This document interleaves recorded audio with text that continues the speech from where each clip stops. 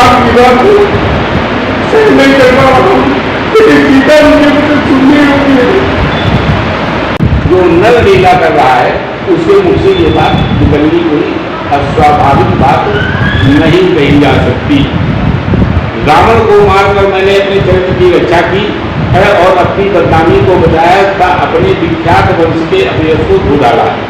कि भगवान राम सीता जी से कहते हैं, हे सीते, मुझे तुम्हारे चरित्र में संदेह उत्पन्न हो गया है, अतः तुम मेरे समक्ष खड़ी हो, मेरे लिए उसी प्रकार अश्वय हो रही हो जिस प्रकार नेत्र रोग से पीड़ित मनुष्य के सामने रखा हुआ दीपक अश्वय हो जान पड़ता है।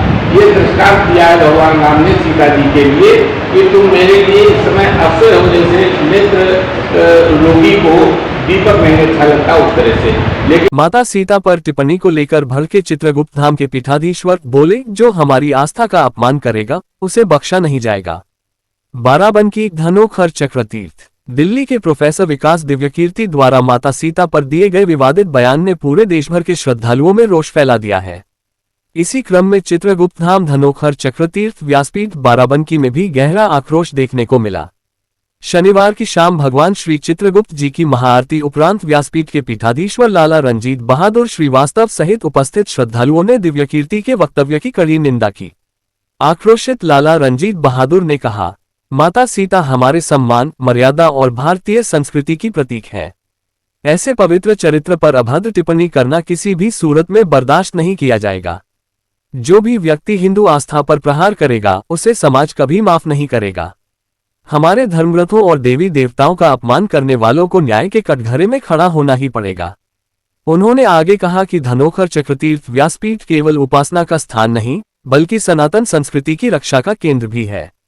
पीठाधीश्वर ने ये भी घोषणा की कि शीघ्र ही मंदिर प्रांगण में आस्था बचाओ संकल्प सभा आयोजित की जाएगी, जिसमें समाज को जागरूक करने के लिए संत महात्मा, विद्वान और धर्मरक्षक एकजुट होकर आवाज उठाएंगे। सभा में मौजूद भक्तों ने माता सीता के जयकारों से वातावरण गूंजा दिया। जय सीता माता, जय श्री राम, जय चित्रगुप्त भगवान। सुनिए रंजीत बहादुर जी को। ये दृष्टांत दिया जो कितना गलत दृष्टांत है, इस दृष्टांत को ही उसने वाल्मीकि रामायण से बदल दिया। नीच होता है। अब इसके बाद फिर भगवान राम कहते हैं, हे जनक दुलारी, ये दसों दुष्टाएं तुम्हारे लिए खुली पड़ी हैं, मैं तुम्हें आज्ञा देता हूँ जिधर तुम्हारी इच्छा हो तुम उधर चली जाओ, मुझे अब तुमसे कोई प्रयोजन नहीं है। फिर भगवान राम कहते हैं, सीता सीते, ऐसा कौन तेजस्वी पुरुष होगा जो उच्च कुल में उत्पन्न होकर दूसरे के घर में रही हुई स्त्री को स्वीकार फिर भी स्वीकार कर लेगा। ये भगवान राम ने कहा, ये मनोसूचित है। इसी का संदर्भ लक्ष्मण ने लिया है। रावण की गोद में बैठने के कारण रक्त और उसी से देखी हुई तुमको इतने बड़े कुल में उत्पन्न होकर भला किस प्रकार का ग्रहण कर सकता हूँ। जिस के लिए मैंने तुम्हारा उद्धार किया था वो मुझे प्राप्त हो गई, अब मुझे तुमसे कोई प्रयोजन नहीं है। अब तुम जहाँ चाहो वहाँ जा सकती हो। हे भद्रे, मैंने यह बात सोच विचार कर ही तुमसे कही है।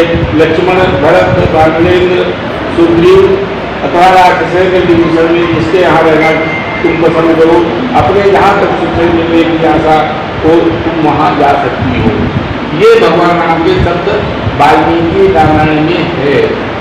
इससे इनकार नहीं किया जा सकता है, लेकिन ये मानोचित है। लेकिन इसके बाद जो माता सीता ने उत्तर दिया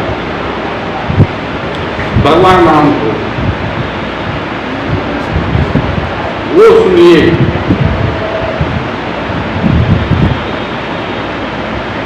तब आंसुओं से भरे अपने मुख को पोंछती हुई सीता गदगद वाणी से धीरे धीरे अपने पक्ष से बोली, अपमान की बात को सही नहीं कर पा रहा हूँ, लेकिन सीता जी के मुझे सुननी होती है। हे वीर, तुम ऐसी अनुचित स्मरणपट और झूठी बातें मुझसे उसी प्रकार क्यों कह रहे हो जैसे गवार मनुष्य अपनी गवार स्त्री से करता है। गवार बंद सीता जी ने इसलिए विरोध किया कि गांव में लोग अनपढ़ हो जाते।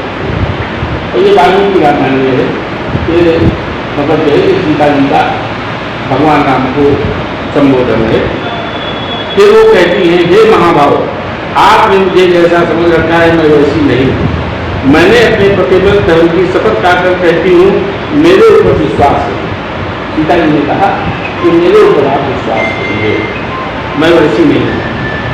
गंवार स्त्रियों के चरित्र से सारी की सारी स्त्री जाति की उम्र संग्रह करना उचित नहीं है। यदि आप मेरे स्वभाव से परिचित हैं तो मेरे चरित्र के संबंध में अपने मन के संदेह को दूर करें। उन्होंने कहा कि ये उन स्त्रियों के लिए तो हो सकता है जो अनुभव और गंवार हैं, लेकिन हम जैसी कुलीन स्त्रियों के लिए और जो आदर्श हैं स्त्रियों की, हमें माता का दर्जा मिला है, हम आदर्श हैं, हमारे लिए ये शब्द आपके अनुचित हैं। और अगर ये सब उचित मान लिए जाएंगे तो स्त्रियाँ किस धरातल पर चलेंगी। ये माता सीता का कथन है। यहाँ पर उन्होंने पूरी स्त्री समाज को का नेतृत्व प्रतिनिधित्व किया है। हे स्वामी, जिस समय रावण ने मुझे पकड़ा, देखिए ये सीता जी की बात अनुकरणीय है। हे स्वामी, जिस समय रावण ने मुझे पकड़ा था उस समय उसने मेरे शरीर अवश्य स्पर्श किया था, परंतु तब मैं विवश थी, मेरी इच्छा से उसने मेरा शरीर नहीं छुआ था। इसमें मेरा कोई दोष नहीं है, ये तो भाग्यवश ही हुआ। लेकिन ये तो भाग्यवश, इसमें मेरा क्या दोष है?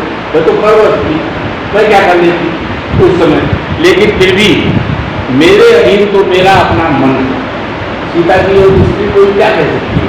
उसके अधीन उस समय क्या होता है? उसका मन ही तो होता है, शरीर तो उसके अधीन रह नहीं गया, तो परवश है।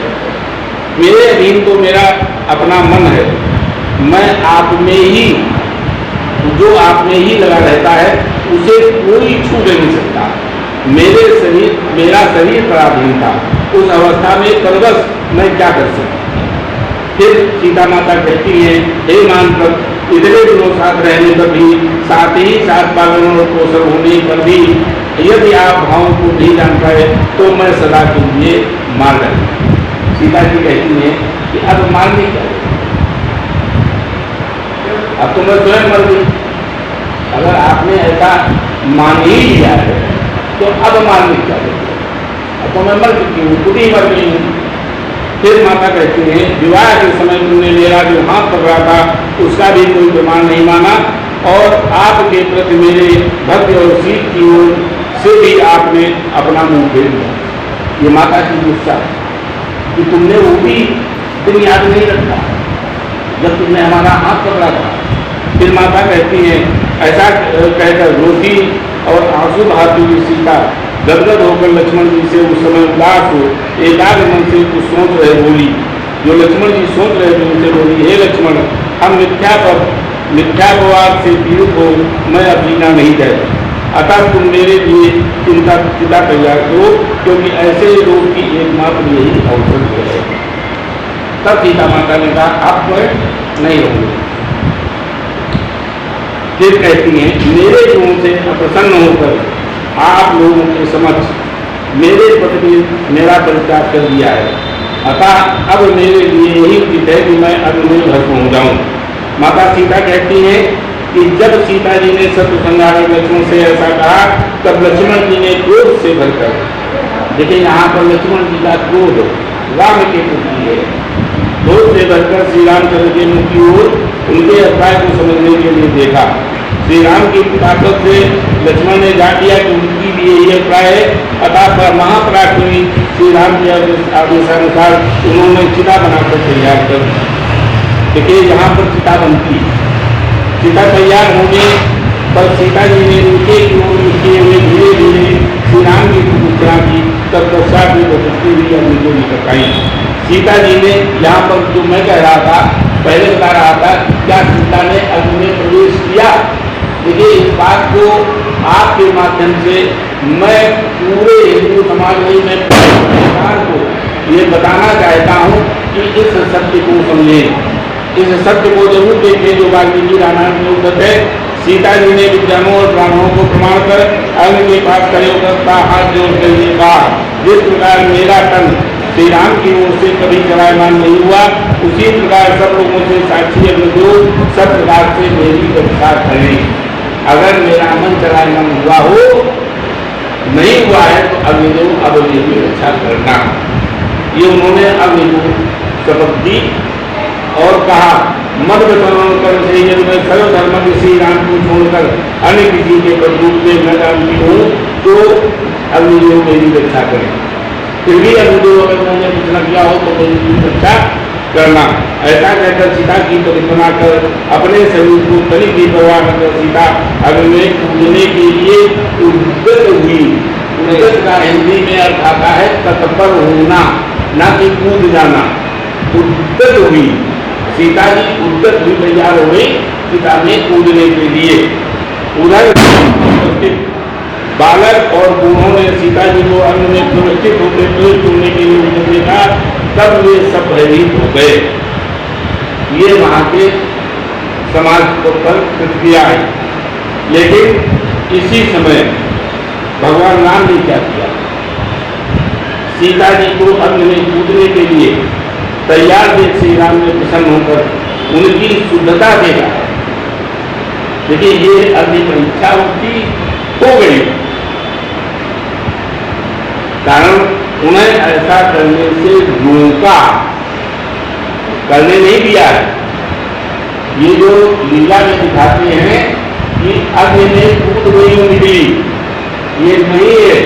उन्होंने उन्हें ऐसा करने से रोका और फिर से वहां उपस्थित राक्षसों से कहने लगे, नीचे ही सीता तीनों लोगों में शुद्ध एवं पवित्र है, परंतु ये सौभाग्यशाली सौभाग्यवती बहुत दिनों तक रावण की अशोक वाटिका में रही है। इसलिए यदि मैं सीता की शुद्धता की परीक्षा न कराता तो सब लोग यही कहते कि महाराज दशरथ के पुत्र बड़े कामी और मूर्ख हैं। ये भगवान राम का वचन है।